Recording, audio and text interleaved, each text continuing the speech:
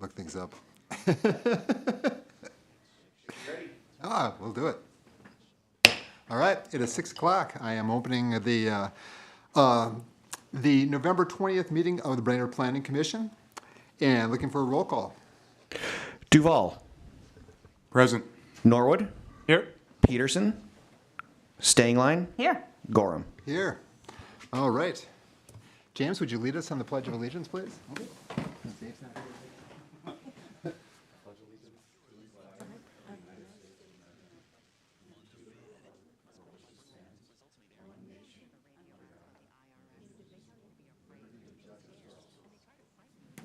Well done. With that, I am looking for approval of tonight's agenda. Motion to approve. Second. All right, all in favor say aye. Aye. Same sign, if you're opposed. Nobody's opposed. Moving on to the minutes. We have a twofer on the minutes. We have minutes from 10/16, and we have minutes from the special meeting on the 21st. I'm going to do a daring move and see if we can get one motion to cover both. Motion to approve both. Second. There we go. Any discussion? Hearing none, all in favor say aye. Aye. Opposed, same sign. There we go. We have minutes. That leads us to the first of 3 IUPs for short-term rentals. And the first one we're going to look at tonight will be 502 Juniper. James, can you set us up? Yes, thank you, Mr. Chair. So Michael Fish, on behalf of property owner Brian Knoll, is asking for a renewal of a short-term rental at 502 Juniper Street in Brainerd. The property owners have been operating short-term rental for a year, and there have been no issues or concerns from a staff perspective. We have not gotten any calls. After the packet was sent out, I did receive a call from a neighboring property. They did indicate that there have been no issues. They were just kind of wondering about how that renewal process works. So this is a 4-bedroom short-term rental, which the applicant states the occupancy limit is 8. No changes have been proposed from the original IUP, and staff has no issues with the house rules. So with that, staff recommends approval of the IUP for 502 Juniper Street with the following conditions. The interim use permit for the short-term rental at 502 Juniper Street shall terminate on 12/31 of 2026. Upon sale or transfer of the property, the interim use permit for a short-term rental at 502 Juniper Street is no longer valid, and submittal of the City of Brainerd monthly lodging tax form.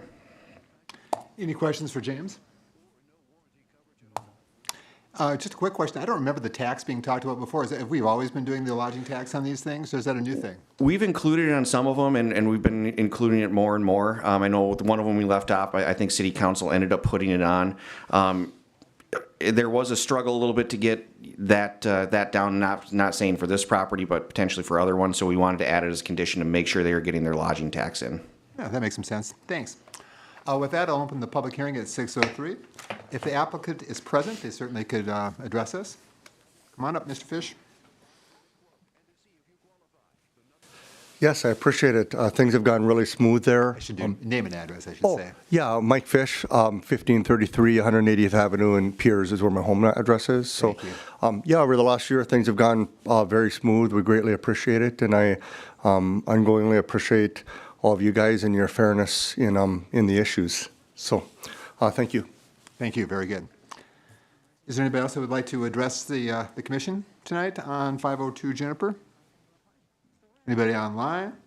All right. With that, I'm going to close the public hearing at 6:03. Any discussion? And without discussion, I would be open to a motion as well. Mr. Chair, motion to approve the interim use permit for 502 Juniper Street with the 3 conditions listed by staff. Second. We have a second. Very good.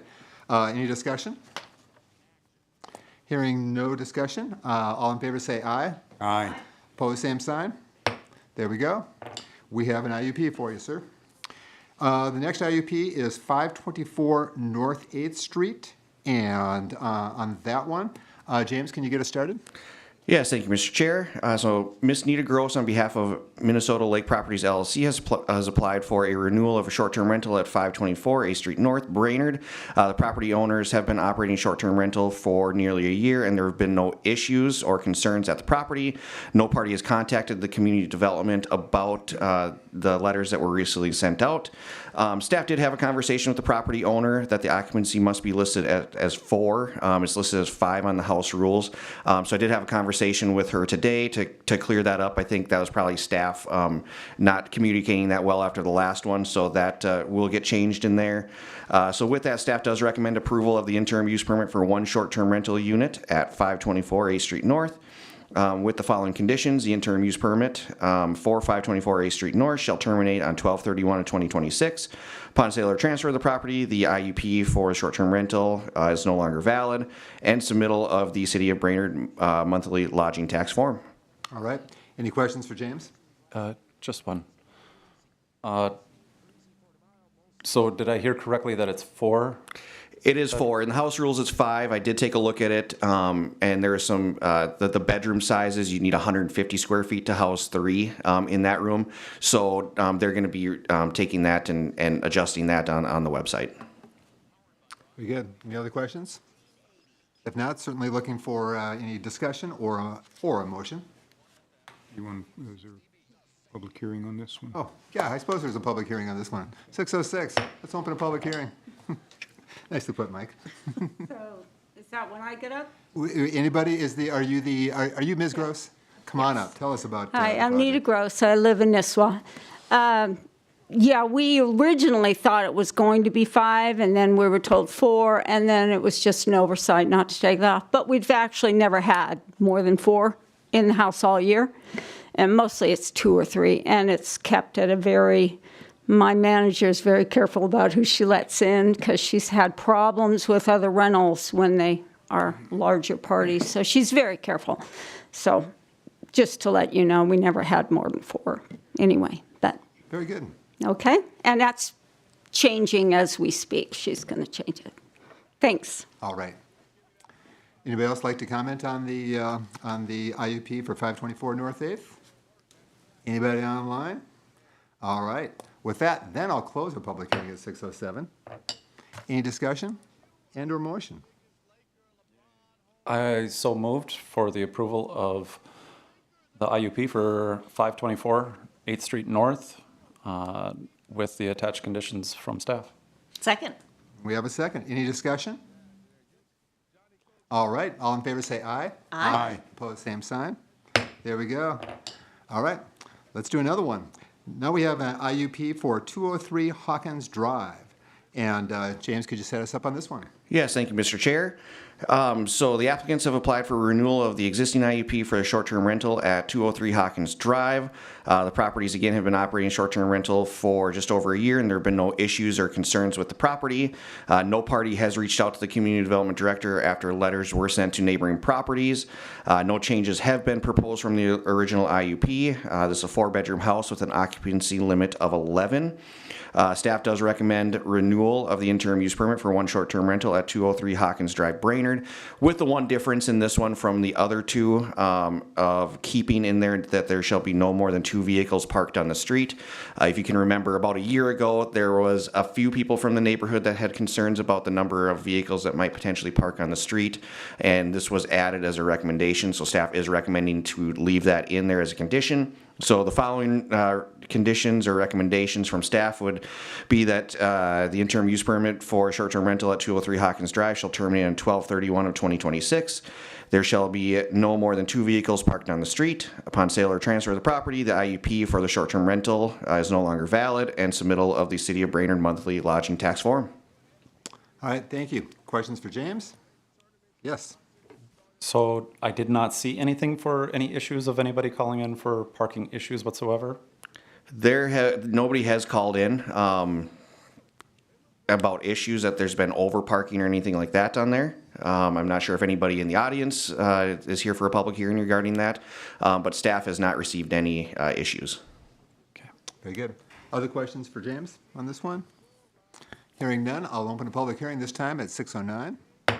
If the applicant is here, we'd love to hear from you.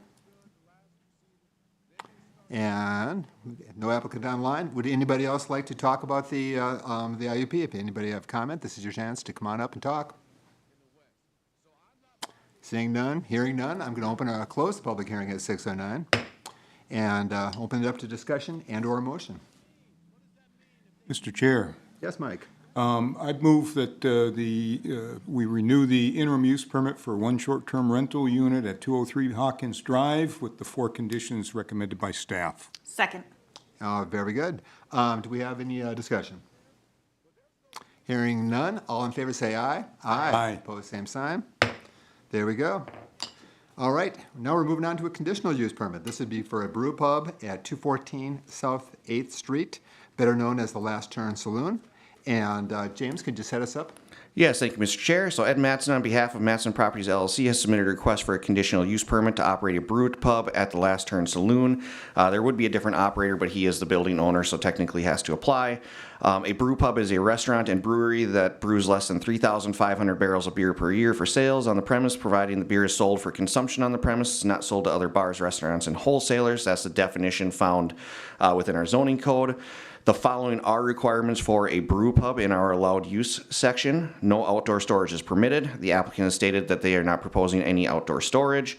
The operation must comply with the requirements for outdoor dining if applicable. The applicant will not offer outdoor dining. No odors from the brewery shall precipitate beyond the property lines. The applicant does not anticipate any odors or concerns, but does indicate that any odors emitting from the site will be handled promptly. The Community Development Department does recommend approval of the conditional use permit for 214 A Street South, Brainerd for the brew pub. With the following condition: prior to the brewery operation, the building official shall perform an inspection to ensure no odors from the brewery are precipitable beyond the property line. Just doing kind of a pre-inspection just to get a feel for, if ventilation may be needed or anything like that, and then to make a recommendation from there. So with that, I can answer any questions. Very good. Questions for James? Mr. Chair. Mr. Duval? Director Kronvik, how would staff handle odor complaints that might be received after the building official's initial inspection? So if complaints are received, obviously we'd have to work through that process with the applicant. If they're showing certainly a willingness to hire an HVAC company or something to do something with the odors, we'd continue to work with them. It wouldn't be like an immediate shutdown in something like that. If it continued to be a problem, there's no progress on something like that. It is one of the conditions in the allowed use section. So if there was an issue, you could potentially remove that conditional use permit. Okay, so just clarification. So, and I did not reflect on the applicable standards for the brew pub, but odor would be a cause to go back and revisit the issuance of the CUP. You could, yes, because it is one of the conditions in the allowed use section. Okay, very good. Thank you. No further. Other questions for staff? Yes, James? Thank you, Chair. No significant structural change being proposed at this time? Nope, nothing proposed at this time. Okay. Very good. All right, with no further questions, we'll open a public hearing at 6:13, and I would certainly invite the applicant to come up and tell us about the project. All right, do we have an applicant online? We don't have an applicant online. All right. Does anybody have an opinion on the on the brew pub, on the conditional use permit? Apparently not. I guess we're going to close our public hearing at 6:13. There we go. All right. Any discussion? Let's just start with Tiffany. Okay. Well, I was kind of hoping we'd have, and it wouldn't be a question for James, but it's going to be a question for James because I'm already getting this question. When's it going to open? I believe they're going to open, from what I've heard, sooner, again, as kind of a restaurant pub, and then they're going to kind of phase in that brew pub part of it. That's what I've been initially told. Okay. So I think fairly soon. Okay. Other questions for James? Mike? For discussion here, Brew Day is a special day. As a former home brewer, love the smell of malted grains boiling away, and I love the smell of fresh hops going in. It's not everybody's favorite. So I wish the applicant were here to help address kind of the two questions I had is what's the plan for reducing the odors? And then secondly, what's the brew schedule?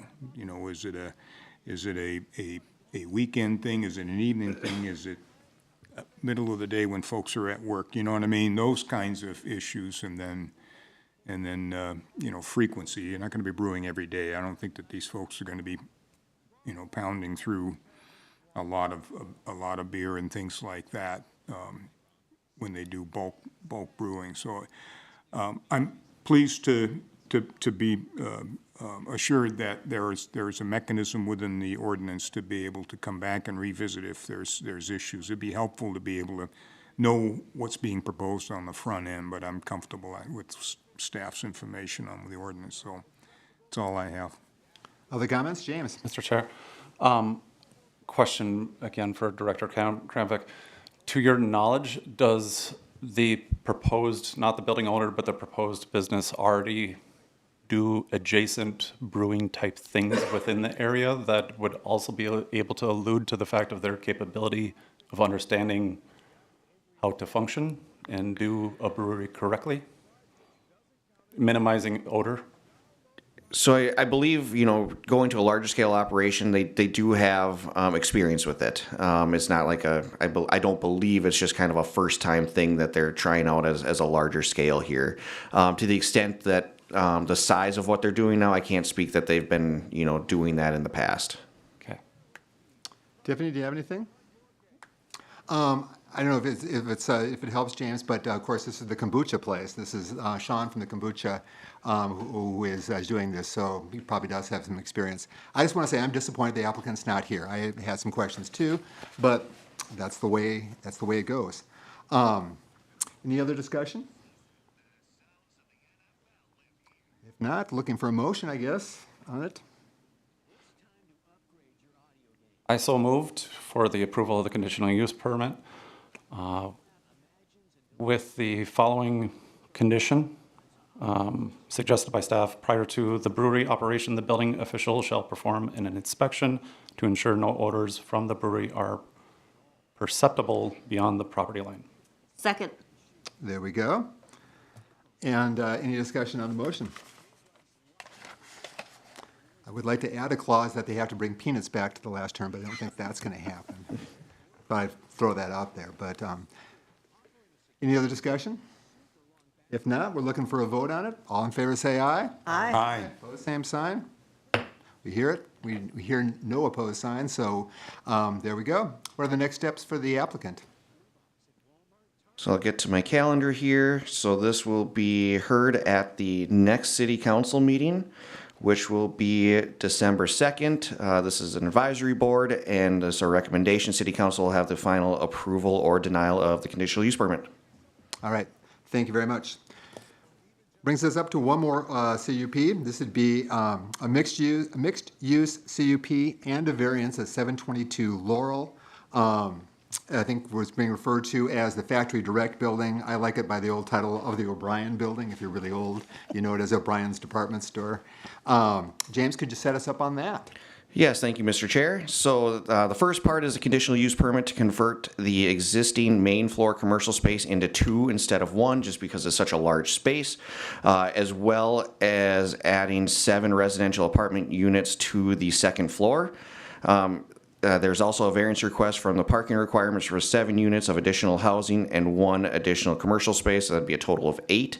So the purpose of the Main Street District is to encourage the continuation of a viable traditional downtown area by allowing a mix of retail and commercial uses that physically contribute to and reinforce the well-formed walkable developable pattern.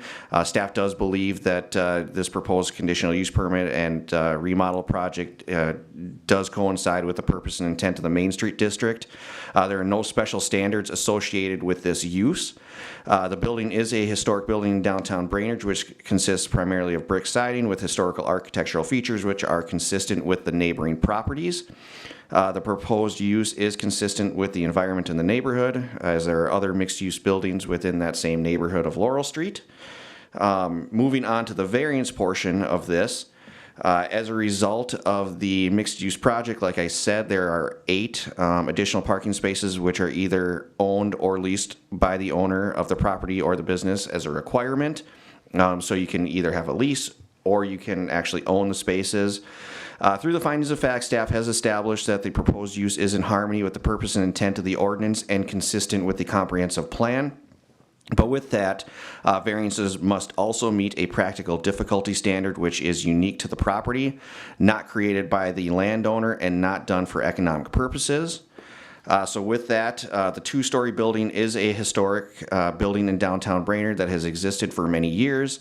The building is completely built out to the property line, so you can't add parking by taking away like a patio area or something like that. Adding a parking lot or underground parking to the property is not feasible as the building's already there. The applicant has submitted a letter to the commission explaining the reasons for the variance as he had maybe outlined. I believe the applicant is online to answer questions as well. I did have a conversation with the applicant today. One of the issues, there's no potential leasing opportunities that are currently behind the building at this time. So the city does have kind of in that alley spaces in there. There's actually a fairly long waiting list on that one. The waiting list is 10 to get into that one. There are a few spaces, I think maybe 6 open in Burlington Northern, and then there's a lot more in Maple. Obviously, these are a lot further away, and there's consideration, would they even use these spaces if they were leased by the applicant? One of the discussions that I had that could potentially be a possible condition of the variance would be to require the applicant to get on the waiting list for X number of parking spots, potentially 3 or 4, and then require him to if once the waiting list comes up time, that he would be required to lease those spots then for that building. So that's something that staff kind of thought through as a possible condition as well. So with that, there has been one party that did contact the community development department that did have some concern, particularly for their private parking lot. That what happens if they're parking in the private parking lot? What do we do about that? So staff did recommend approval of the conditional use permit and the variance request, but with the one condition on the variance portion of it, that tenants are prohibited from parking in private parking lot facilities without approval from the property owner. Certainly if this was a continuing thing that became an issue, it's something that we could bring back against the variance and require then to have those parking spaces. And within staff's opinions, these should be done as separate motions based on the different information here. So with that, I can certainly answer any questions of the Planning Commission. All right, questions for James? Both ways? Yes, Tiffany. How many parking spots are in that alley that we have a wait list that's already 10 deep for? I could probably look that up. I don't have that immediately right now. Within 5 either side? Can you give me, it doesn't, I don't know. I thought maybe 20? 20? Something like Okay. that. Yeah, right now I believe Factory Direct is leasing, from what I've been told, I think it was 4 or 6 spaces, I think maybe 6 spaces. So they don't just go to the building owner, it goes to the next on the wait list. So the wait list of approximately 10, the first 6 people would get that. Obviously, if they no longer want it, they'd be taken off, but if they still do want it, they'd have the first opportunity. And then whoever, I guess, could be added to that as a later on type thing. Other questions for James? I'm just trying to square the discrepancies on how many parking spots. In Dave's letter, he talks about 10 additional spots. Is that 10 from Burlington Northern? Is it? Yeah, that's, I think that was probably a low estimate. The Burlington Northern one, from what I saw maybe a week ago, had 6 spots, and then there's maybe 10 of them in Maple Street. But it's coming from those. There's no available parking in that alley spot. That's probably the most popular one, certainly, that we have for city parking. How far is the Maple Street lot from this building, or is it across? It's on this side of 6, right? On that side of 6, or is it on the other side? I think it's on the other side of 6 here. It's talking 3 blocks. Yeah, so you're looking 3-4 blocks on that one. Burlington Okay. Northern's probably 2, Yeah. something like that. Very good. All right. Any other questions for staff? If not, we'll open the public hearing at 6:24. Love to hear from the applicant on this one. If you're online, Dave, please go ahead. I am. Oh, we got you, I think. There you are. You're on mute now. So if you could pull yourself off mute, Dave. Unless that's mute on our end. Okay, now is it working? Now we've got you. Go ahead, please. Okay. Yeah, we're looking at this building. It's been rented for 30-some years with Factory Direct, and they've been there for a long time. With the expenses and everything that have gone on with since COVID, all this COVID, a lot of different things, utilities, planning changes, with business, a lot of things being taken over by online ordering, this kind of thing. It's harder and harder for large furniture companies or hardware stores or anything to take up that kind of space. Hence, we're looking at a building that's really become kind of a dinosaur as far as current use. There's over 20,000 square feet of space in that building, and by dividing it in two, we'd have smaller spaces, which are easier to rent with smaller businesses that can use the space more appropriately. And then the apartments would be a way to add revenue too, and also bringing the additional people downtown would be good for other businesses. Not just myself, but they eat and shop and do whatever in downtown. They spend their money in the downtown more too. So I feel that it's good for the business and good for the downtown. And we have additional parking spaces available, which could be rented. People could be moved around. Currently, I believe I was told Factory Direct had 5 spaces that they're using. So not all of our tenants in the downtown area get cars, and a lot of them would be able to park on the street at night even without a parking space because they work and they wouldn't be needing a space most of the time during the daytime.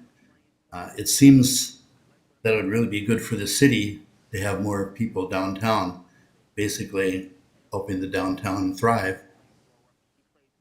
So that's why we're asking to do it.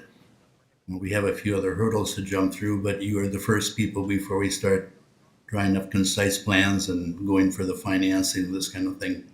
But at this point, we would like to go ahead with the project. All right, thanks, Dave. Hold on, stay online. We might come back to you if we have any other questions, all right?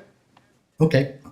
Would anybody else like to comment on the conditional use permit and variance that we're looking at tonight? Anybody present that would like to comment? If so, come on up. Name and address, and let us know what you're thinking.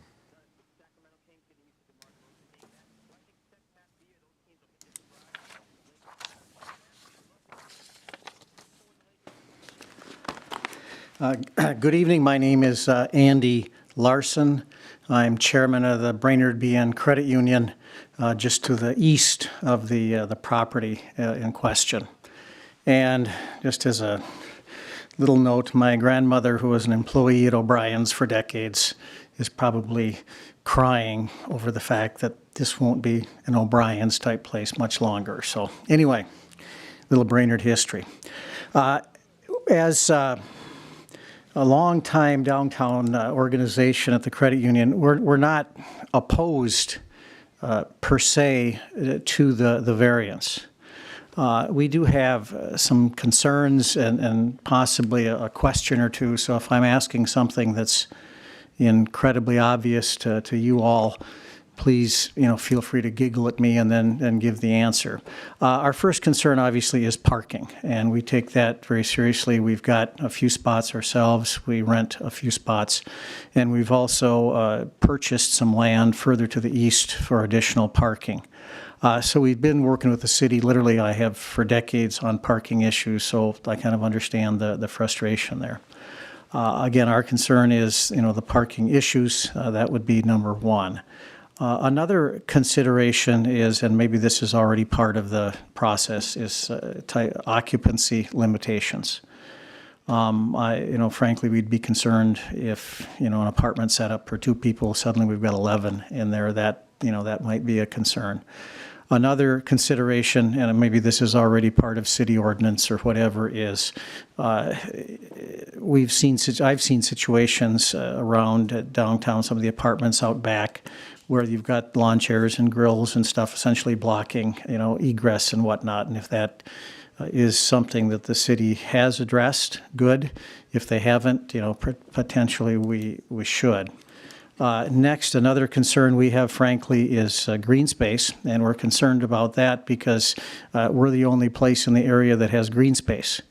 And if you have pets, they sort of are attracted to green space. And we take pride in our property and, spend a fair amount keeping it nice and gardened and maintained. And so the question of, unless there's some type of provision for animal relief, et cetera, would it be feasible to add a condition, no pets or at least no dogs or, creatures of that ilk? Again, we're not opposed to this. We're just concerned for, the potential of adding issues in the downtown area. So again, parking number one, occupancy number two, green space, pets, outdoor furniture, grills, et cetera, would be something that we are or would be concerned about if the approval of this variance were to, cause more of those issues to occur. Those are my comments. Thank you very much. I appreciate it. Anybody else present that would like to talk? Is there anybody online that would like to talk? Besides Dave. Yes, I could. Go ahead. I could address some of those. Yeah, go ahead, Dave. Okay. As far as pets, we don't allow dogs or anything in our downtown buildings. We have the same concerns. We find people do come downtown and relieve their dogs.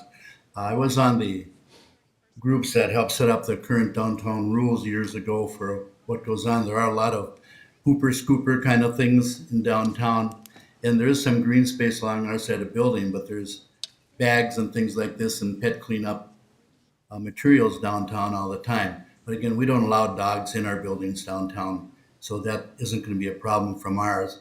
As far as grills and things like this being brought outside, I've got a lot of building units downtown, and our buildings don't have any of those problems. We don't allow that outside of our buildings on the sidewalks or anything like that. If people park in areas they're not supposed to, we can terminate their lease and get them out of there if we have complaints about somebody. We can generally direct where people park, so it has to be in legal parking areas, city-owned parking areas, or on the street. If anybody were to inform us that they're taking their space, we can warn our tenants. If they don't cease with that, we would be able to terminate their lease. And we've got a lot of control on that. We bought several buildings in the downtown, which we have changed dramatically in the last few years. One was the downtown mall building, which was really a problem, and I bought it basically to change that. Another one was the building right next door to us that we just finished remodeling the apartments. And again, we have not had any problems or police calls on any of those, where before there had been a lot of them.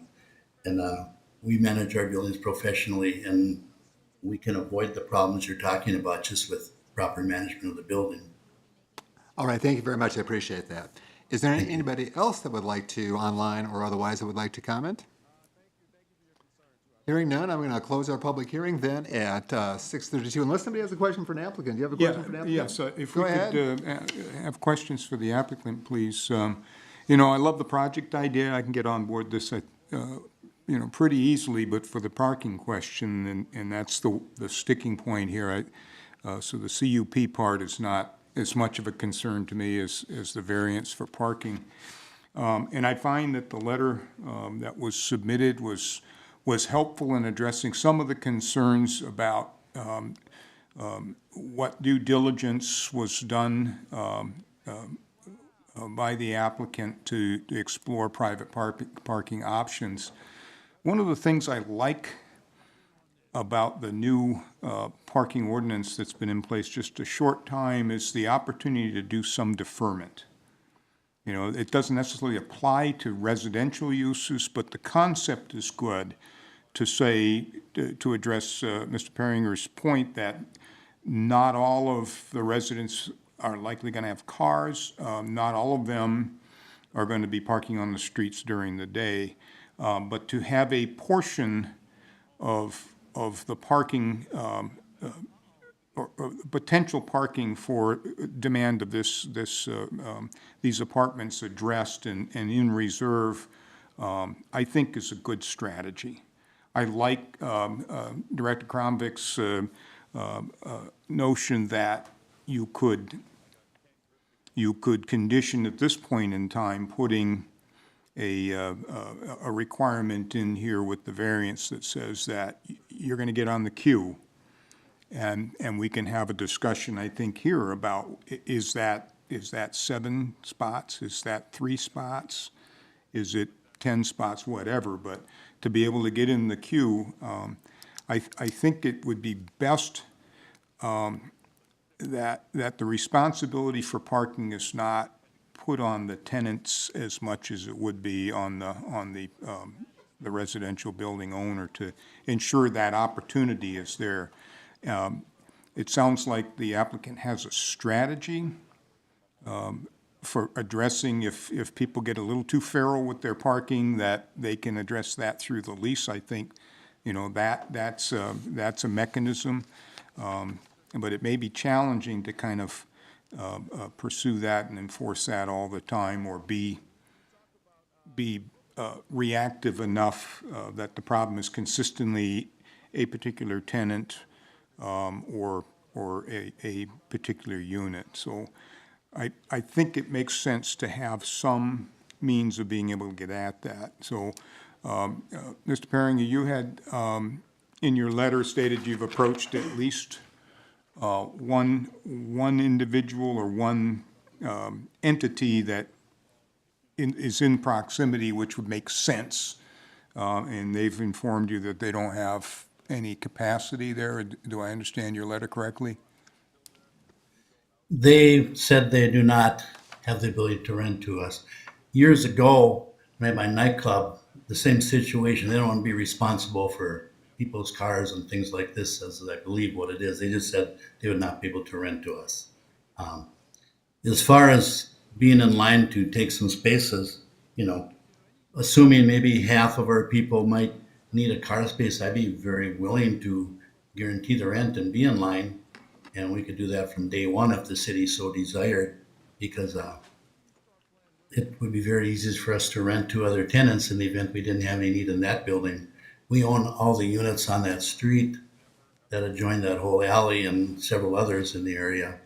And people always like to park close to their business or close to their apartments, so I have no problem getting in line to, hold a reasonable number of spaces and be responsible to pay for them. So I don't know what you consider reasonable, 3, 4, somewhere in there. I'd be happy to do that for that building. Or if you feel there's a need for more, I could probably do that too, but you don't want to take away from other people's ability to park their spaces too, or get their parking. It should be a community effort to keep the downtown functional. Does that answer your question? Yes, thank you, Mr. Perringer. Thank you. Any other questions for Dave? Yes, James. Thank you, Chair. As far as for the commercial store frontage, is the intent to keep the commercial store frontage facing Laurel Street and not anything facing towards 8th Street? Everything would be facing just like it is now. You wouldn't see any difference on the outside of the building with the store space, other than they might have 2 names on the marquee in front. Good? Thank you. All right. Other questions for James? All right, hearing none there. Last call for anybody else that would like to get in on the public hearing? Hearing none, I will close the public hearing then at 6:38 and open it to discussion. Anybody want to start? Mike? Yeah, Mr. Chair, I would be interested in adding a condition to the variance to the effect of getting in the queue, and I might start the conversation at 4 spaces, and maybe we can discuss if that seems like a reasonable number or not. And may I recognize, or could you recognize Mr. Kromvik? It looks to me like he has some Are feedback. you done? I am. Then if you're done, then I will go ahead and say, James, what do you have? Yes, thank you, Mr. Chair. So I brought up the spreadsheet here. I just wanted to clarify numbers from Tiffany's question. I think it'd be pertinent to the discussion that you're about to have here. So there's actually to me, it looks like 39 spaces for that alley parking spot, and with a wait list of 9. And it does look like, when I see Bob and Franz is listed as 4. Now, it could be listed under other names as well if it's somebody that's working there. But those are the numbers for the alley. Those are the numbers for the wait list.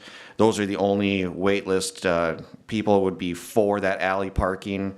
The Burlington Northern does have, I did count from what I got a couple weeks ago, it looks like 11 spots. The Maple Street parking one is actually the one that's near the library. So everybody taking up that one is really the eye care center that's over here, the library. Looks like Watland has some as well. So it's really only people that's over here. So again, yeah, that's probably, 3, well, probably more like 4 blocks from that building. So just wanted to give you some numbers there. That one does have a lot of availability as well. That's the one that's probably the most open. Very good. Other discussion? Hearing no other discussion, does somebody like to craft a motion? If you don't have a question, I might do follow-up then on the information that Director Cromvick Let's provided go ahead with us. your question if you have a question. Sure. Go ahead. And that would be that I think it would be reasonable, because of the distance, to specify in that condition the alley lots. You know, to Mr. Peringer's point that, folks want to be close to the destination, and it would be reasonable if you may have to stop and get a spot in front to unload your groceries, but then around back you go, kind of a deal. So I would specify specifically, and if I might put it in the form of a motion, I might specify 4 vehicles in the alley lot behind the building as getting on that waiting list. The only comment I would have to add, as somebody who does work downtown and does park in the Burlington Northern lot, is that a block and a half is pretty typical of what you walk downtown to get to your parking. So I would think I guess I'm not totally married to the idea that it has to be the alley parking lot, but again, I'm open to whoever wants to make a motion. Mike, want to take a crack at it, or Tiffany, do you want to take a crack at making a motion here? Well, I guess that I just, Says something else. my observation, oh, James. Yeah, and again, so I'm recommending 2 separate motions, one for the conditional use, one for the variance. Technically, this could probably be put on either one of them because it is parking related. Conditions can be put on variances as long as it's related to the variance. So it's a little bit different than conditional use permits, but say for instance, there's parking issues, like the one that I'm recommending where they're parking in lots. Again, that variance could be potentially pulled from the property at that point, and then Mr. Puringer would have to find 8 spots. So like this one could be attached to the variance. My feeling on it is that we keep the parking on the variance and maybe look for a motion first on the conditional use permit. And then we'll go with a motion on the variance afterwards. I guess that my only observation would be that if we didn't say that they could wait for spots in the alley, and we tried to make people park in the Maple lot, for example, they're going to park on 8th. That's just the reality. That's where they're, the side of 8th that doesn't have, the time restricted parking. That's just how people are. That's what I would do.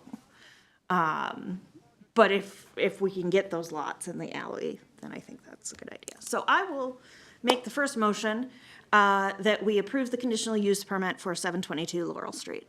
Second. We have a second. Discussion on the conditional use permit. Hearing none, all in favor of the CUP say aye. Aye. Opposed, same sign. We have a CUP. Let's move on to the variance. Mike, do you have language? Discussion on the variance at first? Anybody have discussion, or we just want to go ahead with the motion? I'm ready to go to motion if you want to entertain additional, okay.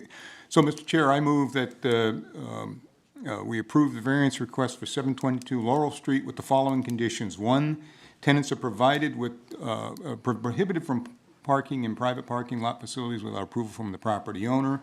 And 2, that the property or the applicant will apply for 4 lots in the alley parking lot from the city of Brainerd and get on that waiting list and secure those by lease when they become available. Second. There we go. Discussion. I'll add this bit of discussion, again, being a regular downtown person. You can have all the rules you want about parking, but unless it's enforced, they don't mean much. Currently, there frankly isn't downtown enforcement on the parking. We see there's a car that parks in front of the Bridge of Harmony where I work. That's every single day. It pulls in. It's there. It works. They live across the street. And Mr. Parringer's very nice, very nicely improved building, I must add. But that's where they go. And the reason they do it, it's probably the same reason I would do it. They get away with it. So its enforcement is always the key to all of this stuff to make it work. And currently, we're really not seeing enforcement of parking downtown.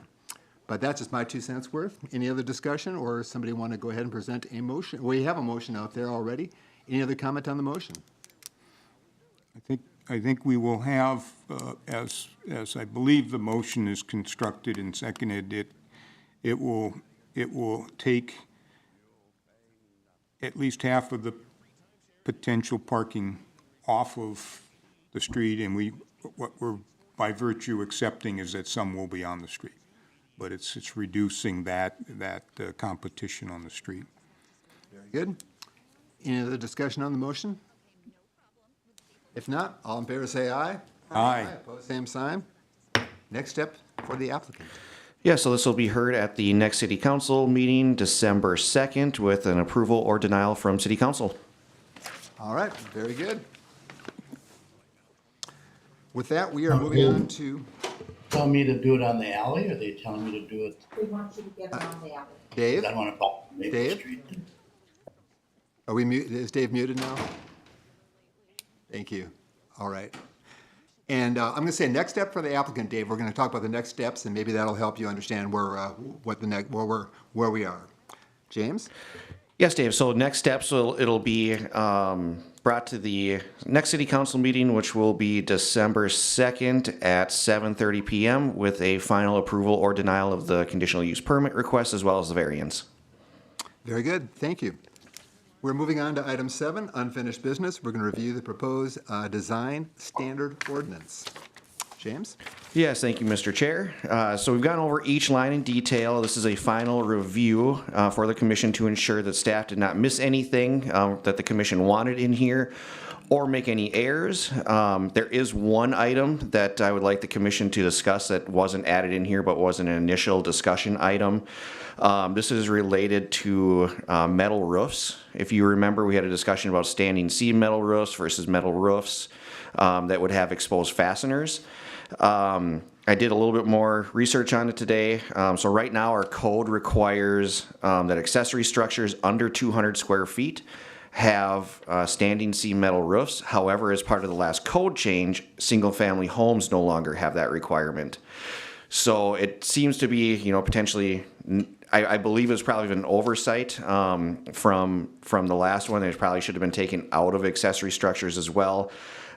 In staff's opinion, I would probably recommend removing it for sure from the under 200 square feet.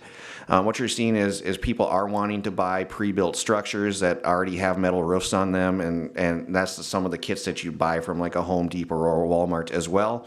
However, there could be discussion about actually the single family homes. I can't remember how much we discussed it originally when we were going through the zoning code update. Certainly standing seam metal roofs do look a bit nicer. They do cost more. But in staff's recommendation, it definitely should remove it probably from the under 200 square feet and then have a discussion if single family homes should remain with just no requirements of what type of metal roof. If you were to do, say, a garage over 200 square feet, it has to match the principal structure.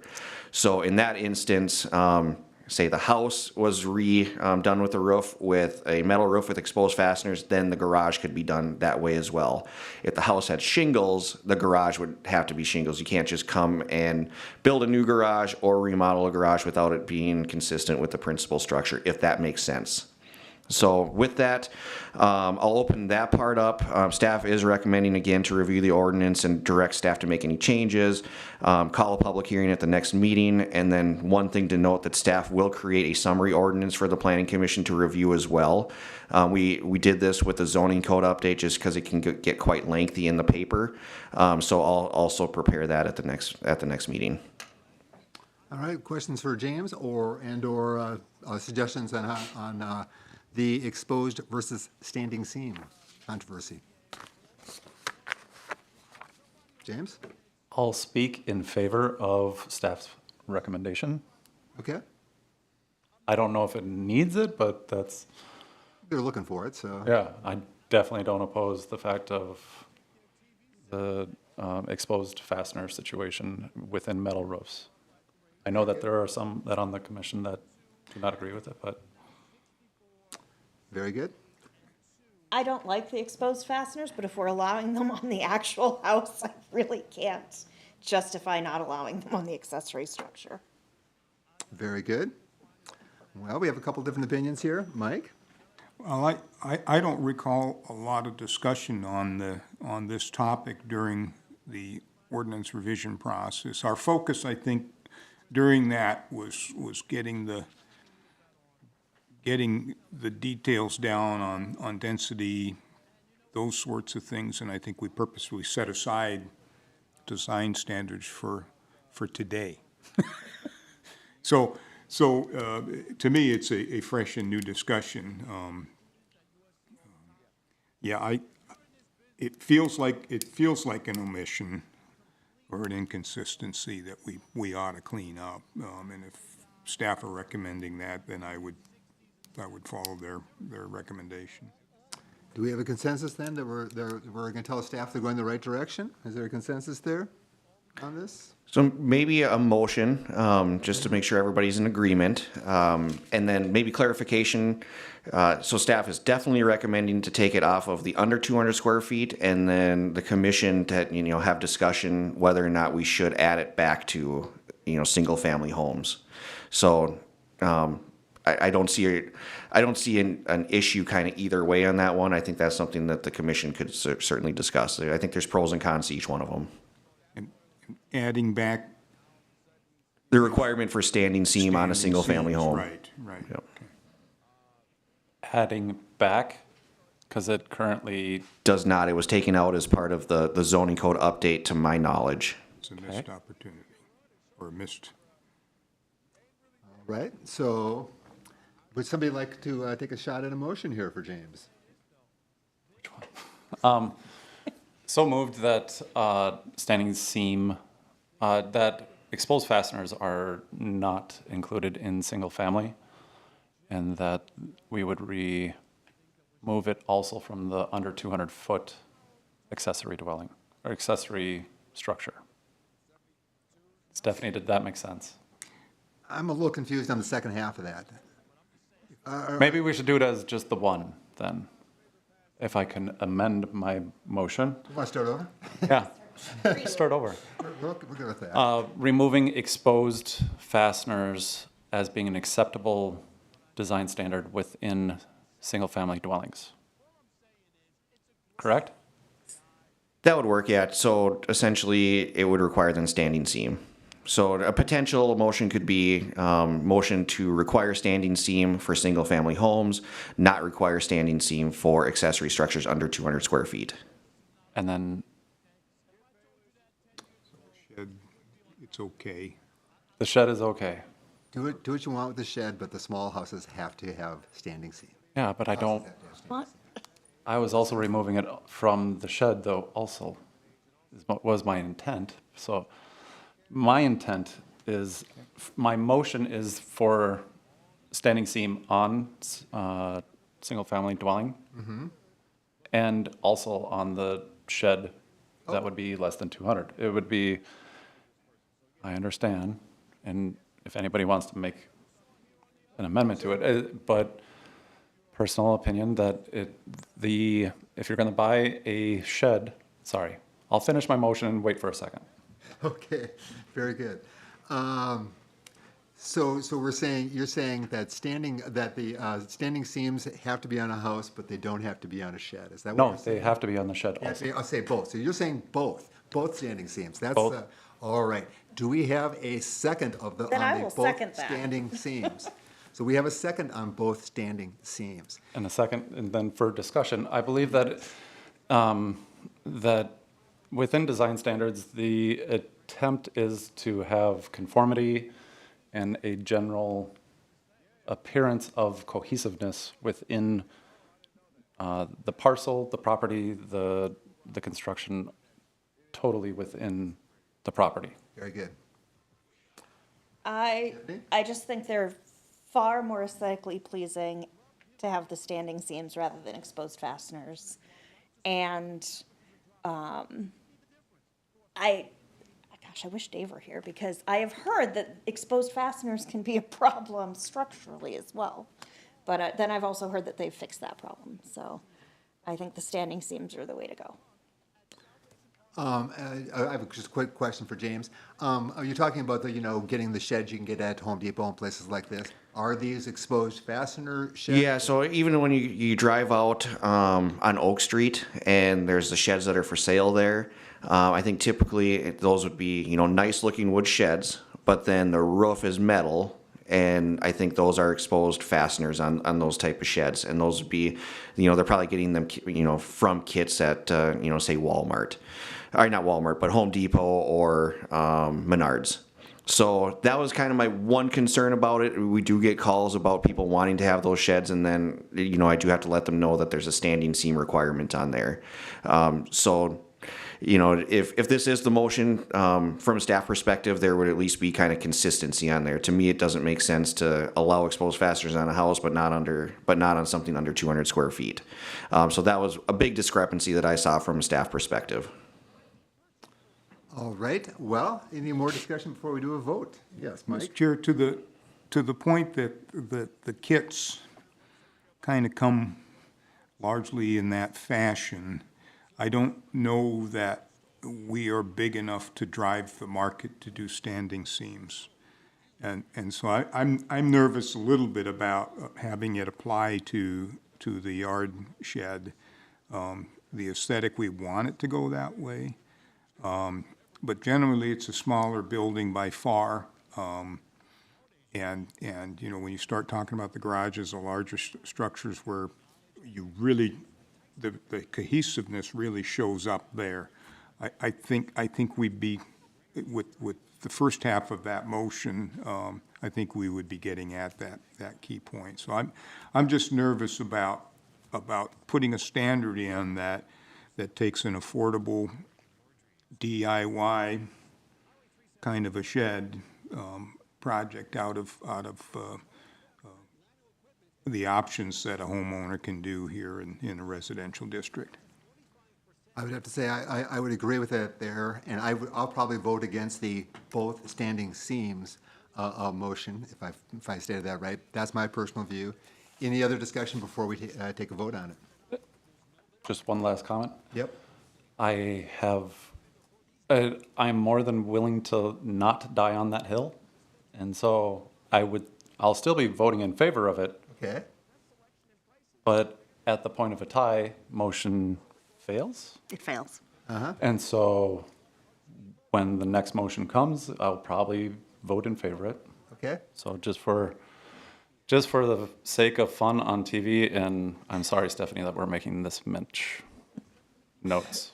Carrying out about sheds like this. Yeah. Very good. Well, I think we should have a vote and find out what happens here. All in favor say aye. Aye. All opposed, with the same sign. Aye. All right. The motion failed. Would anybody like to fashion another motion? Perhaps one without both standing seams. I have a question. Yes. So our garage ordinance, we said that those sheds that they could have instead of a garage were also 200 square feet, right? They must be at least 120 square feet. The sheds that they can have instead of a garage, 120. Yep. Okay. They could be 200, but they have to be at least 120 square feet. Okay. Any other discussion and/or motion or questions? Well, I'll try again. I'll try this. Tiffany, That take a we shot at it. require standing seams on the structures over 200. Is it over or 200 and over? Do you want, James? Over 200. Over 200, I will make it that way. But allow exposed fasteners for sheds 200 square feet and smaller. All right. And do we have a second on this? Second. We have a second. Any discussion and/or questions on this? All right. With that being said, all in favor say aye. Aye. Opposed, same sign. We've got through the sheds. What else do you got, James? And then it's just, is there anything else from the planning commission that as you look through the ordinance that staff should either add or any mistakes that staff had made that need to be corrected? I didn't see any. Mike, if anybody was going to see any, Mike would see any. Did you see any, Mike? Not that we can't fix in 2 years from now. Okay, all right. I think Mike just committed to another term right there. Slick. All right. So if we have, are we through with the design standards? Do you have enough there? Anything else? Yep, that should be enough, and I wouldn't need a motion. I think it's a pretty well consensus that we're ready to go, so we'll bring it to a public hearing at the next meeting, and then, like I said, I'll create that summary ordinance as well. All right, very good. We're moving on to item 8, the public forum, chance for citizens to bring up items that are not on tonight's agenda, and yes, time limits might be imposed. I'll open the public hearing at 7 o'clock. Do we have anybody online, Stephanie? Nobody online. Do we have anybody here that would like to comment? No? All right, I will close the public hearing then at 7:01. And with that, we're on to item 9, staff reports. Yes, thank you, Mr. Chair. So just wanted to make the commission aware that this morning I got to give a presentation at the morning Rotary Club meeting. They wanted to kind of learn a little bit more about what Brainerd's doing with housing as well as economic development. And I certainly explained the work that the Planning Commission did on the comprehensive plan as well as the zoning code, and they were very interested in everything that Brainerd had done. I didn't even get to it, and I should have. After the presentation, they brought up, Brainerd should really look at accessory dwelling units, and I said, we already have those. So they were also, a few of the people were pleased to hear that as well. So I'd like to continue to get the word out. We haven't had one of them yet, but there's a lot of interest on people wanting to allow cities to do this, and certainly I'm going to try working in the next year to figure out how we can get that word out to help free up housing as well for potential mother-in-law suites or whoever could potentially own that property as well. So that was fun to go there and explain all the work that the Planning Commission has done as well as the EDA, and they were very interested. The other thing is, so the next meeting, as a reminder, the City Council did direct staff to work on a cannabis ordinance, not cannabis, that's already done, a crypto ordinance, for crypto mining to potentially make it a conditional use permit, as well as creating conditions for that in our allowed use section. So staff's going to begin working on that, and there'll be a draft ordinance for the Planning Commission to review at that December meeting. And then lastly, there's it'd be, I believe it's November 30th. It would be a Saturday. The city's going to have the window walk competition where all the downtown businesses decorate the windows and decorate for Christmas. And this year there's going to be some hay rides for kids and families or whoever wants to partake in the hay rides. I believe it's going to be around 4:30 to 6 downtown. There's not an exact location picked out yet. And then there's going to be the tree lighting ceremony that night as well. So a lot of things happening on that Saturday, that Small Business Saturday in downtown Brainerd. Very good. Any questions for James? Yes, James. Sorry, but not sorry. Within the crypto mining CUP direction, I'm going to encourage also investment and discovery into data hosting as to a separate conditional use or dealing with data hosting separately from crypto mining situations, although they are very, very similar. Very good. Any other questions for James? Mike?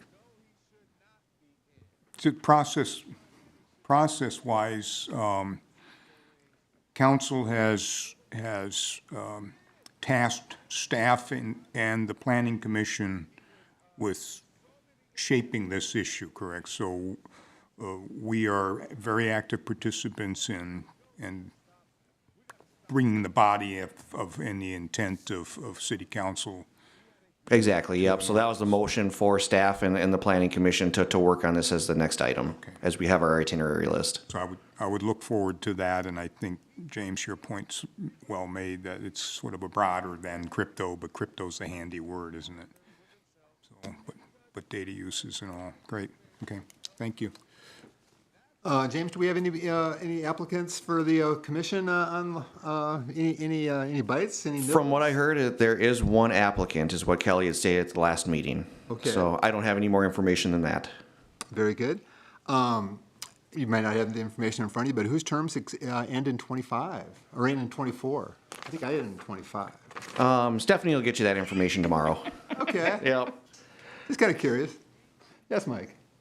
Oh, yours does. Well, but you just signed up for another 2 years. Yeah, you did. I just implied. I'll be still in a chair someplace. It's great to have you here, Mike. Great. Well, we have one less spot to worry about then. All right. Then we're moving on to member reports. And as long as we have Mike on the spot, Mike, do you want to report anything about your future intentions? I have nothing. Nothing. Very good. All right. James, do you have anything? I do. I would encourage everybody to kind of take a peek at a website and a thought within social capital. There is socialcapital.org, which will lead you to the Social Capital Atlas, which is an extremely interactive website as to kind of dive super deep into data and mess with your head a little bit as to how socioeconomics end up playing into broader picture and working with what planning and zoning and the connection that it has within socioeconomics and economic development. And I could go on forever, but it's a cool website. You got a pretty fancy map there. What does dark green mean? Does that mean we have a lot of social cohesion? Does that mean, what does that mean? Yeah, dark green? within the map, and if you get a chance to go to it, you'll see lots of red, lots of yellow, lots of green. Green is good, red is bad. Okay. And so Electoral college. and it talks about economic connectedness and social cohesiveness, and economic mobility is the main thing that I found extremely interesting as to how municipalities, governments have the ability without government direct programs to help impact for economic mobility. Does that make sense? Yeah. Okay. Good. Well, thanks. Appreciate that. Tiffany, did I ask you, did you have anything? Well, only to say that the reason that the crypto mining data center, whatever we end up bringing that to or encompassing in that, came really, why that directive came from the city council is because we see this being an issue. And we need to have things in place sooner rather than later. Kind of like when cannabis jumped over a few things that the planning commission wanted to take on. So I would not say that it's because the city council didn't trust us to do this. It's that the city council needs it now. Yeah. Maybe even a few months ago. Got it. Very good. May I ask you, does your city council term run through December? Does it run through this month? Yes. Through December. So, Yep. okay, so I don't have to be all mushy this No, month. then. no, we'll save that for December. We'll save the mushy stuff for next time. All right. Well, I've got nothing for member reports, so then I'm looking for a motion to adjourn. So moved. Second. All right. All in favor say aye. Aye. There we go. Thank Thanks, you. guys.